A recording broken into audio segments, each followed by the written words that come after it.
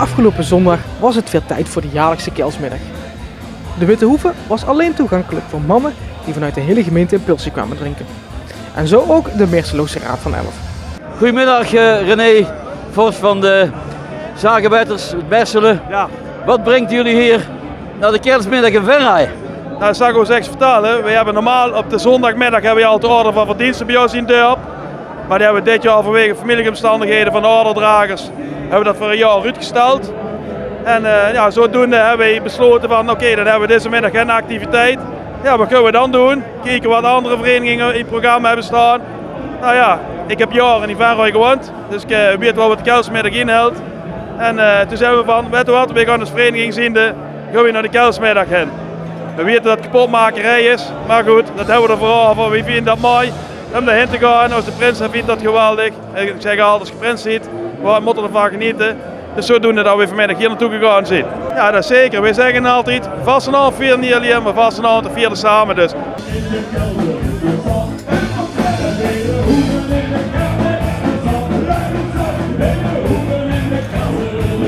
Her en der waren er wel wat dames te bespeuren.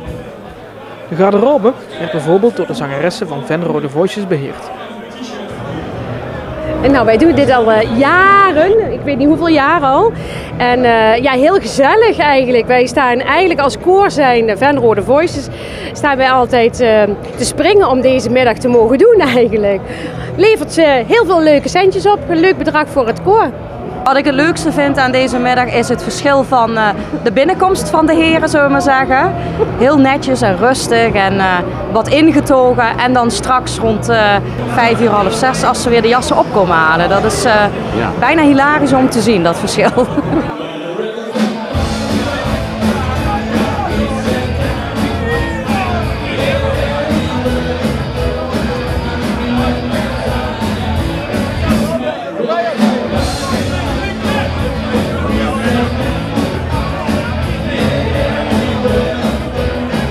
En met tussendoor wat muziek van Treedmark en een buurt was de belangrijkste activiteit zondagmiddag toch echt het bier drinken.